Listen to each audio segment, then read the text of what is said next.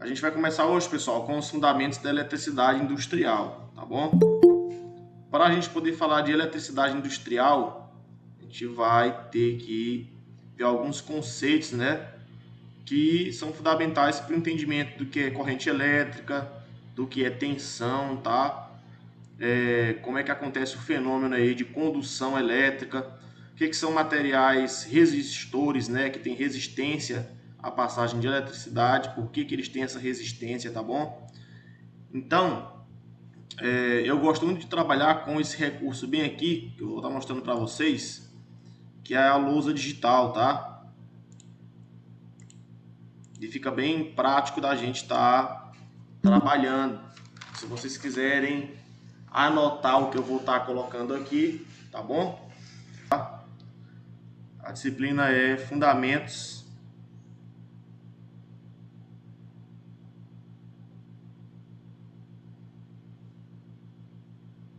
de Eletricidade, né?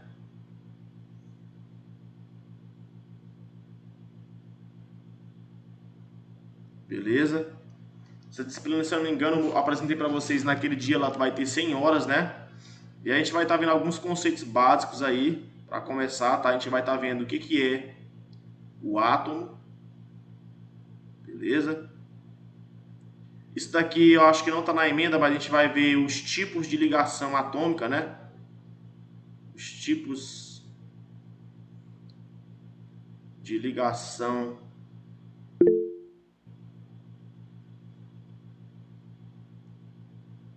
atômica. Acho que alguém falou alguma coisa aqui no grupo. Lucas, quer falar alguma coisa?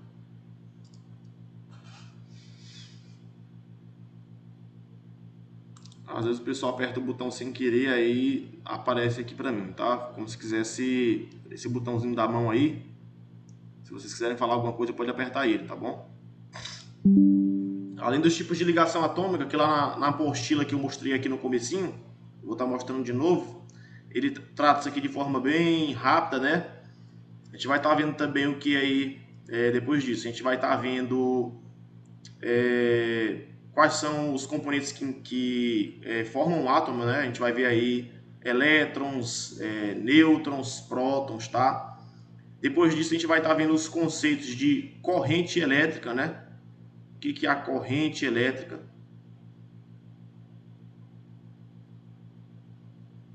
Tá? A gente também vai estar trabalhando com o conceito de diferença de potencial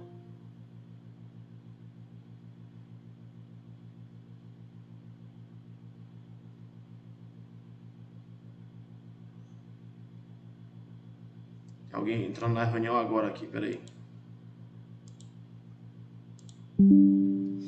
Beleza, diferença de potencial, tá? A diferença potencial nada mais vai ser do que a responsável por existir a corrente elétrica, tá? Explicando aqui de forma bem rápida. A corrente elétrica é a passagem dos elétrons, né? Os elétrons são um dos constituintes do átomo. E a corrente vai ser o movimento desse elétron ao longo do tempo, tá bom? E aí, a gente vai ver também dentro disso os materiais, né, que são condutores, tá bom? Ou seja, são materiais que têm facilidade de passar corrente elétrica. E a gente também vai ver os resistores, né? Opa, mais uma pessoa chegando aqui. A gente vai ver os resistores. Dentro dessa parte de resistores, a gente vai estar estudando as leis, né? As leis de Ohm, que foi um cientista que formulou aí algumas leis, né, que tratam do cálculo da resistência de um material à passagem de corrente elétrica, por exemplo, tá? A gente também vai estar vendo aí como é que é o comportamento de um resistor dentro de um circuito, tá bom? Beleza? Isso daí tudo a gente vai estar vendo naquela apostila, na apostila do próprio Senai, tá? Beleza? Acho que não precisa anotar isso daqui não, porque eu vou estar mandando depois no grupo lá a ementa da disciplina, tá bom? Aí vocês vão ver que tá dentro da ementa, tá tudo isso daqui, beleza? Então vamos lá para a apostila, né? Deixa eu botar a apostila aqui para vocês verem.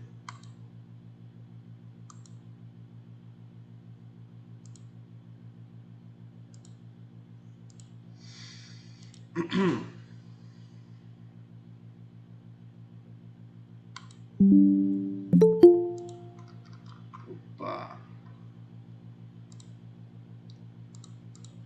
Tá, pessoal, essa apostila aqui, como eu falei para alguns aqui no começo, é uma apostila que o próprio Senai disponibiliza, né? Numa plataforma chamada Meu Senai, tá bom? Vocês só vão poder acessar depois que vocês tiverem o link de acesso, isso daí vai demorar um pouco. Enquanto isso, eu vou trabalhando com vocês dentro dessa plataforma aqui, tá? E aí, são materiais que vêm bem resumidos, tá bom? É bem simplificado, tá? Beleza?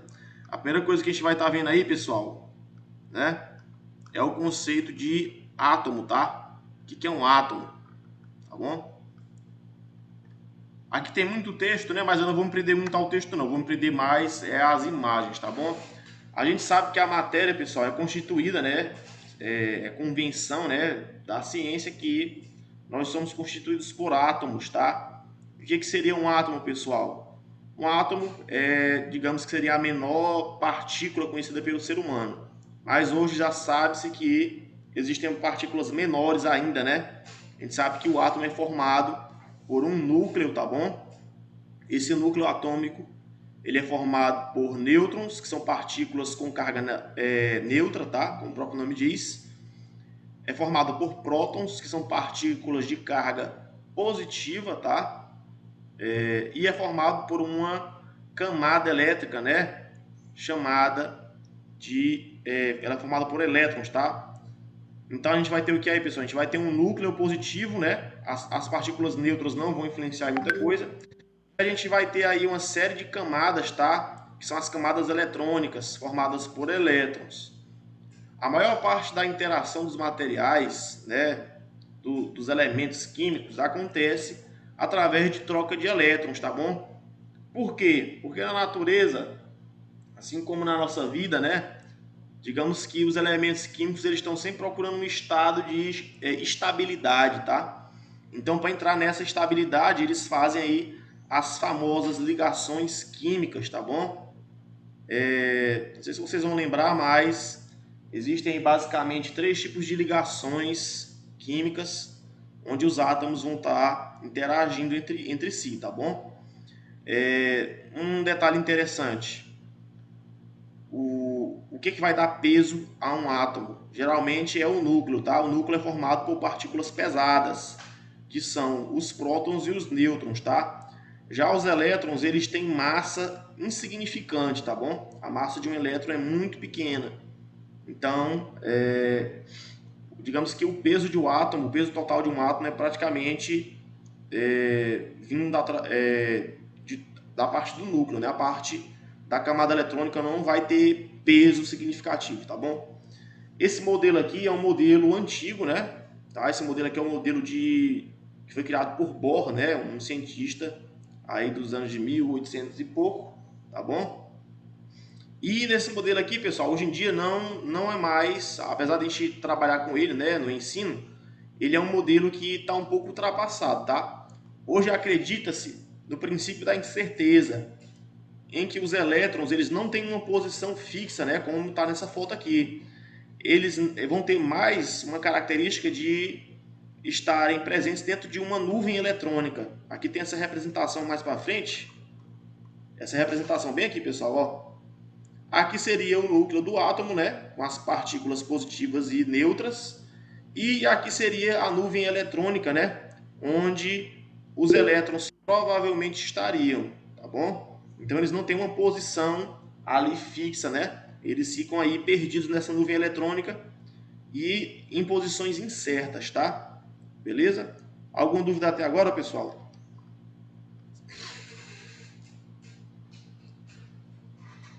Tudo tranquilo? Tranquilo, beleza. Beleza, então. Então vamos revisar aqui rapidinho, pessoal, quais são os tipos de ligações atômicas, né? Deixa eu ver que tem alguém chegando agora aqui. Opa. Beleza. Tá, pessoal? A mais famosa aí, né? E a que a gente vai ver bastante, já que a gente vai trabalhar com a área de metal mecânica, né? O curso de vocês é eletromecânica, é a chamada de ligação metálica. Ligação metálica. Beleza? Como é que acontece essa ligação metálica, pessoal? Os metais, né, todos eles vão interagir dessa forma aqui, tá? Imagina que eu tenho uma barra aqui, ó. Uma barra de um metal qualquer, tá bom? Como é que vai ser a constituição desse metal, pessoal? O metal, né, na ligação metálica, ele é constituído por, digamos, é como se fosse um mar de partículas positivas, tá? Aqui na matriz do material, né? Ele é formado todo por cargas positivas, beleza? Tá? E aí, pessoal, na superfície a gente vai ter um negócio chamado de elétron livre, tá? Que são partículas negativas. Opa!